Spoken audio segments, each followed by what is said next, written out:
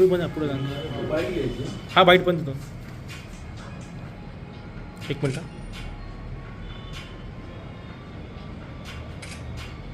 Okay.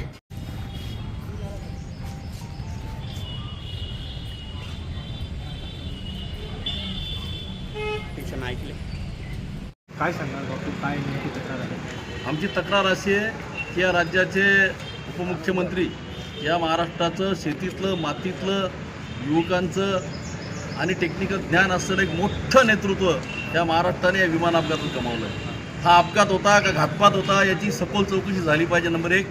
Number 2, VSR company, DGCAचे अधिकारी आणि महाराष्ट्र शासनातील जबाबदार अधिकारी यांच्यामुळे हा अपघात की घातपात झाला याबाबत सखोल चौकशी होऊन गुन्हे दाखल झाले पाहिजे ही आमची मागणी आहे.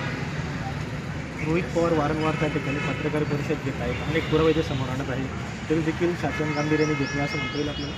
शासन गांभीर्याने घेतं आहे की नाही माहीत नाही, परंतु या ठिकाणी आमचा आरोप आहे की ज्या गतीने तपास झाला पाहिजे तो तपास होत नाही. साधी गोष्ट मी सांगतो की ज्या वेळेला एखादी रस्त्यामध्ये खड्डा दिसतो किंवा वळण रस्ता दिसतो आपण थोडं थांबून ती गाडी फिरवून घेतो. इथे पायलटला कळत असताना त्यांनी गो राऊंड घेतला म्हणजे पायलट सावध होता. मग सावध असताना पुन्हा अपघात कसा होतो? एकतर तो गो राऊंड देखावा म्हणून घेतला का, आणि गो राऊंड घेतल्यानंतर कसं काय ॲक्सिडेंट होतो? डायरेक्टली जाऊन झाला असता आणि मान्य केलं असतं. गो राऊंड घेतला याचा अर्थ पायलट सावध होता. म्हणून माझा स्पष्ट आरोप आहे की हा अपघात आहे की घातपात आहे याची चौकशी झालीच पाहिजे आणि दोषींवर कारवाई झालीच पाहिजे.